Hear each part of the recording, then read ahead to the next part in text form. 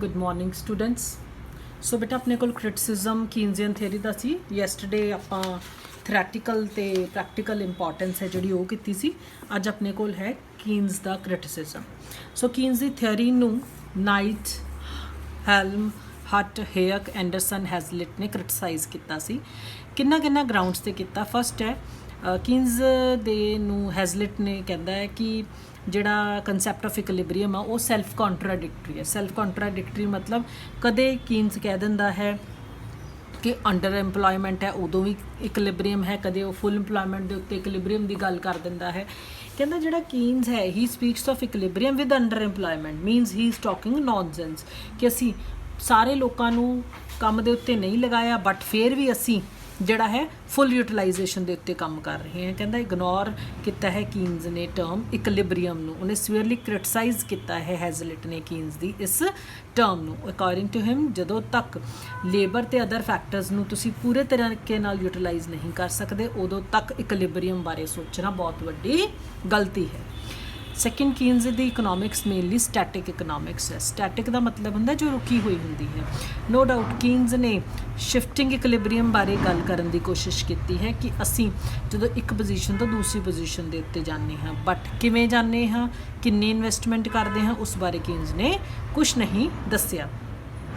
ਤਾਂ ਕਹਿੰਦੇ कीन्स की थेरी है जी माइक्रो पॉइंट ऑफ व्यू तो आप देखिए तो इट मस्ट भी असैप्टड कि ये कुछ डायनेमिक एलीमेंट्स भी हैगे ने ते उन्हें इत्थे टाइम लैग्स की गल नहीं की। सो कीन्स की थेरी है जी वो कंपैरेटिव स्टैटिक थेरी है जिथे असी स्टैटिक पोजीशन कंपैरिजन करते हाँ। थर्ड है it has ignored the long run period equilibrium. Keynes शुरू तो ही कोई गल कहता है कि in the long run we are all dead असी सब मर जावांगे। तो उन्हें शॉर्ट रन की गल की है। कहता शॉर्ट रन नूं सिर्फ देखना एक सीरीयस ते हार्मफुल मिसटेक है क्योंकि जिहड़ा लॉन्ग रन दियां चेंजिस ने उन्होंने भी ध्यान विच रखना पैंदा है। पर कीन्स ने किते भी लॉन्ग पीरियड इक्विलिब्रियम की गल है जी वो नहीं की। नैक्सट जिहड़ा कीन्स ने परफेक्ट कंपीटीशन की गल की है वो भी गलत है। जिवें क्लासिकल इकोनॉमिस्ट नूं जिस ग्राउंड के उत्ते क्रिटिसाइज़ किया गया सी ऑन द सेम ग्राउंड्स जिहड़ा है कीन्स है उन्होंने भी असी क्रिटिसाइज़ करते हाँ क्योंकि परफेक्ट कंपीटीशन है जी वो रियल लाइफ सिचुएशन या रियल लाइफ कंडीशन नहीं होंदी। दैन कीन्स की थेरी एक जनरल थेरी नहीं है। कीन्स की थेरी हर एक कंडीशन ऑफ इंपलॉयमेंट के उत्ते एप्लीकेबल होंदी है, ये करैक्ट नहीं है। कीन्स ने कोई सल्यूशन नहीं दिता जिन्नियां भी इकनॉमिक प्रॉब्लम्स ने जिहड़ियां किसी इकॉनमी के उत्ते लगदियां ने। कीन्स ने टैक्नीकल अनएम्पलॉयमेंट की किते भी गल नहीं की।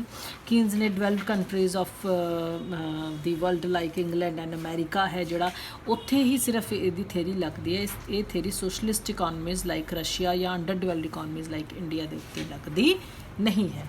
Then based on the assumption of closed economy Keynes ने क्लोज्ड इकॉनमी की गल की है। एग्रीगेट डिमांड है जी वो इंपोर्ट एक्सपोर्ट तो अफैक्ट नहीं होंदी, ये गलत है। इस तरह के नाल असी वो कहता है कि असी आइसोलेशन दे विच रह के काम है जोड़ा वो नहीं कर सकते। साडा ये कहना कि जी फॉरन ट्रेड है वह साडे उत्ते कोई इंपैक्ट नहीं पैंदा, ये गलत है। Next Keynes analysis is not so empirical. Empirical होंदा है हिस्टोरिकल बैकग्राउंड्स के उत्ते जिहड़ी कीन्स की थेरी है वो नहीं चलती।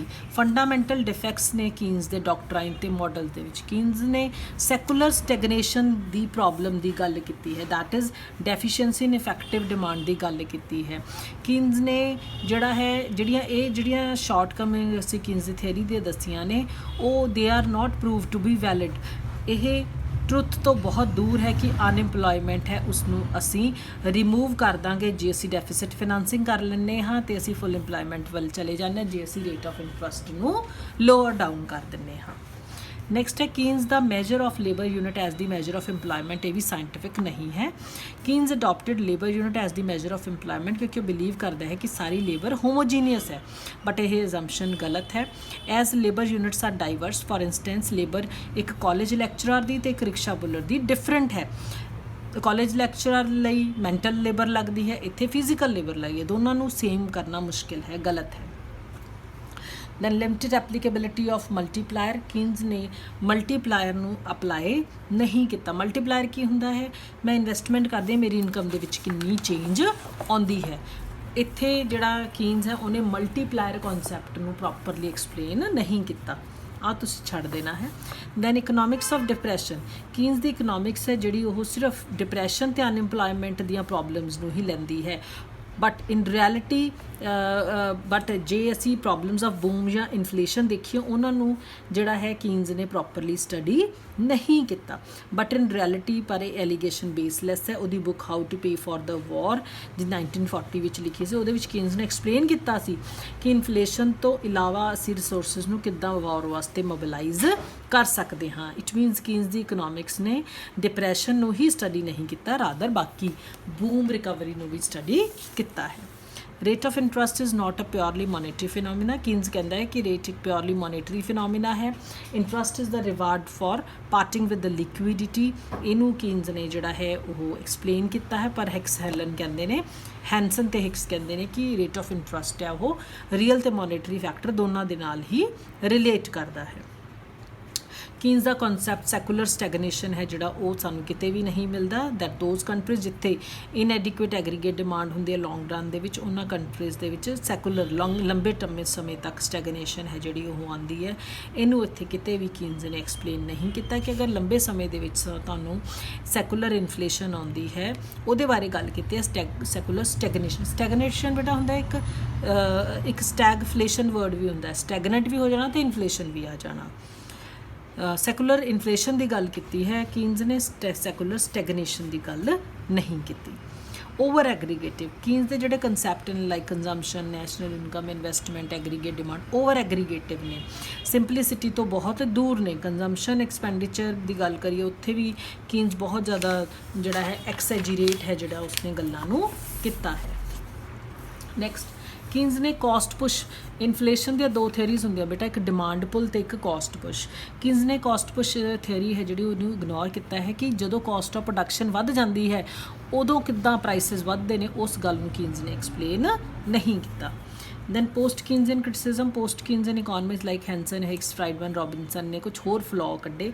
ਉਹ ਕਹਿੰਦੇ ਕਿ it is wrong on the part of Keynes, ਇਹ ਐਜ਼ਿਊਮ ਕਰਨਾ ਕਿ ਇਨਕਮ ਤੇ ਕੰਜ਼ੰਪਸ਼ਨ 'ਚ ਕੋਈ ਪ੍ਰਪੋਰਸ਼ਨਲ ਰਿਲੇਸ਼ਨਸ਼ਿਪ ਨਹੀਂ ਹੈ, ਇਹ ਗਲਤ ਹੈ।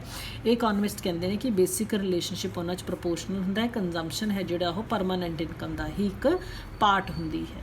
ਸੈਕਿੰਡ ਕੀਨਜ਼ ਕਹਿੰਦਾ ਹੈ ਕਿ ਮਨੀ ਦੀ ਡਿਮਾਂਡ ਅਸੀਂ ਟ੍ਰਾਂਜੈਕਸ਼ਨ ਪ੍ਰੀਕਾਸ਼ਨਰੀ ਤੇ ਸਪੈਕੂਲੇਟਿਵ ਮੋਟਿਵ ਲਈ ਕਰਦੇ ਹਾਂ, ਉਹ ਗਲਤ ਹੈ। ਉਹ ਜਿਹੜੇ ਉਹਦੇ ਵਿੱਚ ਉਹਨੇ ਜੋ ਟ੍ਰਾਂਜੈਕਸ਼ਨ ਤੇ ਪ੍ਰੀਕਾਸ਼ਨਰੀ ਮੋਟਿਵ ਵਾਸਤੇ ਸਿਰਫ ਇਨਕਮ ਦਾ ਫੰਕਸ਼ਨ ਲਿਆ, ਉਹ ਗਲਤ ਹੈ। ਰਾਦਰ ਜੇ ਕਈ ਵਾਰੀ ਸਾਨੂੰ ਆਪਣੀ ਜਿਹੜੀ ਟ੍ਰਾਂਜੈਕਸ਼ਨ ਮੋਟਿਵ ਨੂੰ ਪੂਰਾ ਕਰਨ ਵਾਸਤੇ ਉਧਾਰ ਵੀ ਲੈਣਾ ਪੈਂਦਾ ਹੈ। So it is not only a function of income as well as of interest as well. Keynes ਦਾ ਮਾਡਲ ਹੈ 2 ਸੈਕਟਰ ਮਾਡਲ ਹੈ, ਕੰਜ਼ੰਪਸ਼ਨ ਤੇ ਇਨਵੈਸਟਮੈਂਟ। ਪੋਸਟ ਕੀਨਜ਼ ਨੇ 4 ਸੈਕਟਰ ਮਾਡਲ ਵੀ ਦਿੱਤਾ, ਕੰਜ਼ੰਪਸ਼ਨ, ਇਨਵੈਸਟਮੈਂਟ, ਗਵਰਨਮੈਂਟ ਸੈਕਟਰ ਤੇ ਫੋਰਨ ਸੈਕਟਰ। ਕੀਨਜ਼ ਨੇ ਕਿਤੇ ਵੀ ਸੁਪਰ ਇਨਵੈਸਟਮੈਂਟ ਮਲਟੀਪਲਾਇਰ ਦੀ ਗੱਲ ਨਹੀਂ ਕੀਤੀ ਹੈ। ਠੀਕ ਹੈ, ਸੋ ਡਿਫਰੈਂਸ ਹੈਗਾ। ਇਸ ਤੋਂ ਬਾਅਦ ਬੇਟਾ ਕੀਨਜ਼ੀਅਨ ਤੇ ਕਲਾਸੀਕਲ ਦਾ ਉਹ ਤੁਸੀਂ ਖੁਦ ਪੜ੍ਹੋਗੇ। ਠੀਕ ਹੈ, ਤੇ ਤੁਹਾਡੇ ਵਿੱਚੋਂ ਹੀ ਰੋਲ ਨੰਬਰ 8 ਹੈ ਜਿਹੜਾ ਉਹ difference between classical and Keynesian model ਕੱਲ੍ਹ ਐਕਸਪਲੇਨ ਕਰੇਗਾ। Gurvinder, you have to explain beta the difference between Keynesian and classical model of employment. 12-13 points ne, you will give the audio lecture of this difference. With this your chapter will be complete and in the next video I'll tell you कि किस तरह ਦੇ ਨਾਲ ਤੁਹਾਡੇ ਕੋਲ 2 question ਹੋਰ ਆਉਂਦੇ ਨੇ ਸੇਜ਼ ਲਾਅ ਦਾ ਤੇ ਇਫੈਕਟਿਵ ਡਿਮਾਂਡ ਦਾ, ਕਿੱਦਾਂ ਕਰਨੇ ਨੇ। In the next video I'll tell you very or in the same video I'll tell you, don't worry. So ਬੇਟਾ ਹੁਣ ਜਿਵੇਂ ਆਪਾਂ ਕੁਐਸਚਨ ਕੀਤਾ ਸੀ ਕਲਾਸੀਕਲ ਦਾ, ਬਹੁਤ ਧਿਆਨ ਨਾਲ ਮੇਰੀ ਗੱਲ ਨੂੰ ਸੁਣਨਾ ਹੈ। ਦੇਖੋ ਤੁਹਾਨੂੰ ਕੋਲ ਇਹਦੇ ਵਿੱਚੋਂ ਕੋਈ ਵੀ ਕੁਐਸਚਨ ਆ ਸਕਦਾ ਹੈ, ਜਿਵੇਂ supply creates it's on demand. ਠੀਕ ਹੈ, ਤੁਹਾਨੂੰ ਪਤਾ ਲੱਗਣਾ ਚਾਹੀਦਾ ਕਿ ਉਹਨੇ ਕਿਹੜੇ ਕੁਐਸਚਨ ਦੀ ਗੱਲ ਕੀਤੀ ਹੈ, ਸੇਜ਼ ਲਾਅ ਦੀ ਗੱਲ ਕੀਤੀ ਹੈ। ਠੀਕ ਹੈ, ਜਾਂ ਸਿੱਧਾ ਅੱਜ ਐਕਸਪਲੇਨ ਐਂਡ ਕ੍ਰਿਟਿਸਾਈਜ਼, ਜਾਂ ਡਿਸਕ੍ਰਾਈਬ ਸੇਜ਼ ਲਾਅ, ਜਾਂ ਐਕਸਪਲੇਨ ਸੇਜ਼ ਲਾਅ, ਹੈ ਨਾ, ਜਾਂ bring out main implications of Say's law ਦੀ ਇੰਪਲੀਕੇਸ਼ਨ ਤੱਕ। ਸੋ ਸਪਲਾਈ ਕਰੀਅਰ ਜਨਰਲ, ਹਾਂ ਇੱਕ ਆ ਸਕਦਾ general over production and general unemployment are possible. ਠੀਕ ਹੈ, ਜਾਂ ਸੇਜ਼ ਲਾਅ ਆਫ ਮਾਰਕੀਟ ਹੈ ਜਿਹੜਾ ਉਹ ਕਲਾਸੀਕਲ ਥਿਊਰੀ ਦਾ ਇੱਕ ਬੇਸ ਹੈ। ਜੇ ਇਹਨਾਂ ਵਿੱਚੋਂ 8 ਕੁਐਸਚਨ ਵਿੱਚੋਂ ਕੋਈ ਵੀ ਕੁਐਸਚਨ ਆ ਜਾਂਦਾ ਹੈ ਤਾਂ ਤੁਸੀਂ ਕੀ ਲਿਖਣਾ ਹੈ, ਸਾਰੀ ਕਲਾਸੀਕਲ ਥਿਊਰੀ ਲਿਖਣੀ ਹੈ। ਇਟ ਮੀਨਸ ਜੇ ਸੇਜ਼ ਲਾਅ ਬਾਰੇ ਕੁਐਸਚਨ ਪੁੱਟ ਕਰਦਾ ਹੈ ਤਾਂ ਤੁਸੀਂ ਸਾਰੀ ਦੀ ਸਾਰੀ ਕਲਾਸੀਕਲ ਥਿਊਰੀ ਹੀ ਲਿਖਣੀ ਹੈ। ਸਿਰਫ ਸਟਾਰਟਿੰਗ ਹੈ ਜਿਹੜੀ ਤੁਸੀਂ ਉਹ ਇੱਥੋਂ ਕਰਨੀਆਂ, ਜਿਵੇਂ ਨੰਬਰ 1 ਦਿੱਤਾ ਹੋਇਆ ਹੈ ਨਾ, ਇੱਥੋਂ ਆ ਨੰਬਰ 2, ਠੀਕ ਹੈ, ਇੱਥੇ ਤੱਕ, ਠੀਕ ਹੈ। ਇਸ ਤੋਂ ਬਾਅਦ ਸਾਰੀ ਦੀ ਸਾਰੀਆਂ ਲਿਖਿਆ ਹੀ ਹੋਇਆ ਕਲਾਸੀਕਲ ਥਿਊਰੀ ਚੱਲੂਗੀ ਤੁਹਾਡੀ, ਠੀਕ ਹੈ। ਇਟ ਮੀਨਸ ਤੁਸੀਂ ਇਸ ਯੂਨਿਟ ਦੇ ਵਿੱਚੋਂ ਤੁਹਾਡੇ ਕੋਲ 4 ਚੈਪਟਰ, ਐਕਚੁਅਲੀ ਤਾਂ 3 ਹੀ ਬਣਦੇ ਨੇ, ਇੱਕ ਇਫੈਕਟਿਵ ਡਿਮਾਂਡ ਦਾ ਕੁਐਸਚਨ ਅਲੱਗ ਬਣ ਜਾਂਦਾ। 3 ਚੈਪਟਰ ਨੇ, ਕਲਾਸੀਕਲ ਥਿਊਰੀ, ਸੇਜ਼ ਲਾਅ ਤੇ ਕੀਨਜ਼ੀਅਨ ਥਿਊਰੀ, ਠੀਕ ਹੈ। 3 ਚੈਪਟਰ ਨੇ ਜਿਹੜੇ ਤੁਹਾਡੇ ਕੋਲ ਯੂਨਿਟ B 'ਚ ਬਣਦੇ ਨੇ। ਆ ਦੇਖੋ, ਕਲਾਸੀਕਲ ਥਿਊਰੀ ਮੈਂ ਤੁਹਾਨੂੰ ਕਰਾਤੀ, ਕੀਨਜ਼ੀਅਨ ਥਿਊਰੀ ਕਰਾਤੀ।